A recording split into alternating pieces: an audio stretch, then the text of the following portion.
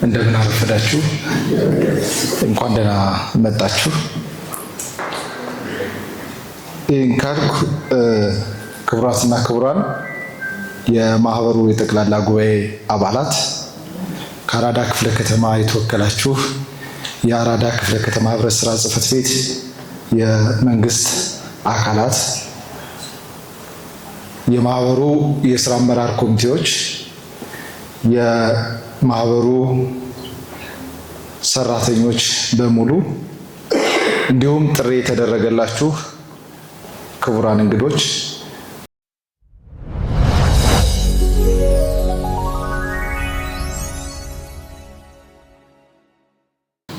ሁላችሁም እንኳን ደህና መጣችሁ።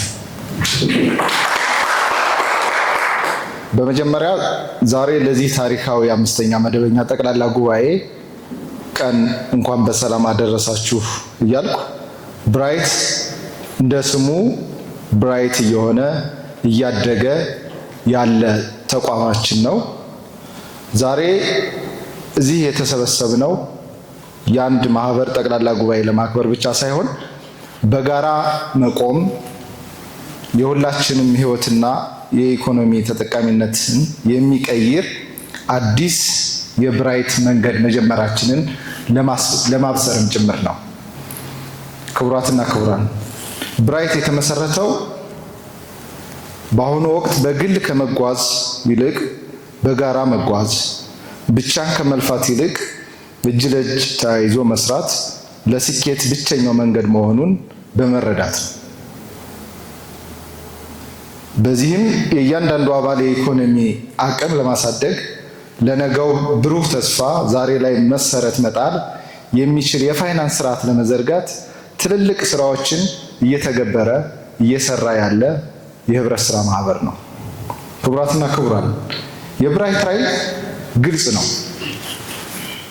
ብራይት በስም ብቻ ሳይሆን በተግባርም አባላቱ በኑሯቸው ላይ ለውጥ ያዩበት፣ በታማኝነትና በግልጽ የሚመራና ለሌሎች ማህበራት አርአያ መሆን የሚችል የስራ አመራር ያለበት እንዲሁም በዘርፉ ትልልቅ ስራዎችን ተግባራዊ ለማድረግ ቆርጠው የተነሱ አባላትና አመራር ያሉበት ማህበር ስለሆነ እነዚህን እየሰራ የሚገኝ ትልቅ ማህበር ነው። የብራይት ጉዞ እንግዲህ እስካሁኑ ድረስ ያለውን ጉዞ ስናይ ብራይት በአሁኑ ሰዓት የአባላቱ ቁጥር ከ1750 በላይ ደርሷል። ቅድም በመድረክ መሪው እንደተነገራችሁ ብራይት ከተመሰረተ በጣም አጭር ጊዜ ነው። 2 ዓመቱን በቅርቡ ነው የደፈነው። ግን እዚህ ድረስ አባላቱን ማድረስ ችሏል ማለት ነው። የብራይት አጠቃላይ የገንዘብ እንቅስቃሴውን ስናይ ደግሞ በዚህ 2 ዓመት ውስጥ ወደ ሩብ ቢሊዮን ብር የሚጠጋ የገንዘብ እንቅስቃሴ እያደረገ ያለ ትልቅ ተቋም ነው። ብራይት እስካሁን ያሰራጨውን የብድር ስናይ እንኳን ከ210 ሚሊዮን ብር በላይ ብድር ማሰራጨት ችሏል።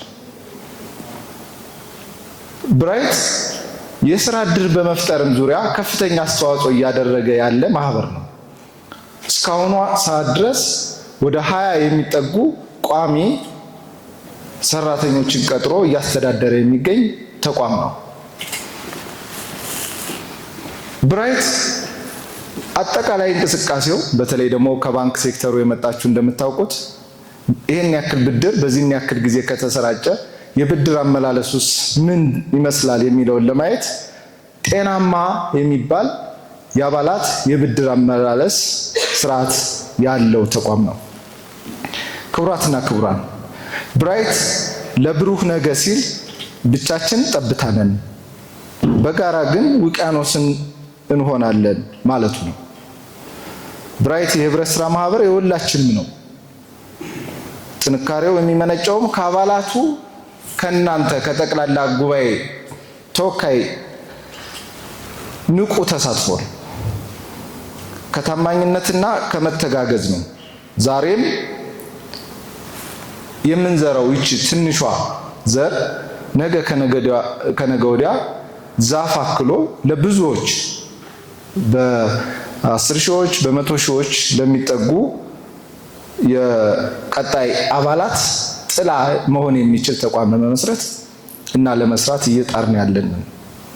በመጨረሻም ይህ ማህበር ከዚህ እንዲደርስ ላለፉት ዓመታት ደከመኝ ሰለቸኝ ሳትሉ ስትሰሩ ለነበራችሁ የቀድሞ የሥራ አመራር ኮሚቴዎች አባላት፣ የማህበሩ መስራች አባላት፣ የማህበሩ ትጉ ሰራተኞች እንዲሁም የጠቅላላ ጉባኤ ተወካዮች በአራቱም ዛሬ 5ኛ መደበኛ ጠቅላላ ጉባኤያችን ነው።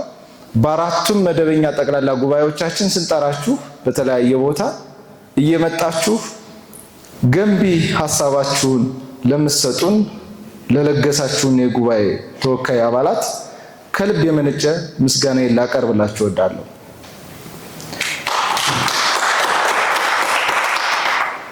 አሁን የብራይት የህብረት ስራ ማህበር 5ኛ መደበኛ ጉባኤ በይፋ የተከፈተ መሆኑን እያበሰርኩ ለሁላችንም የአንድነት የስኬት ዘመን እንዲሆን እመኛለሁ። ብራይት ለብሩህ ነገ። አመሰግናለሁ።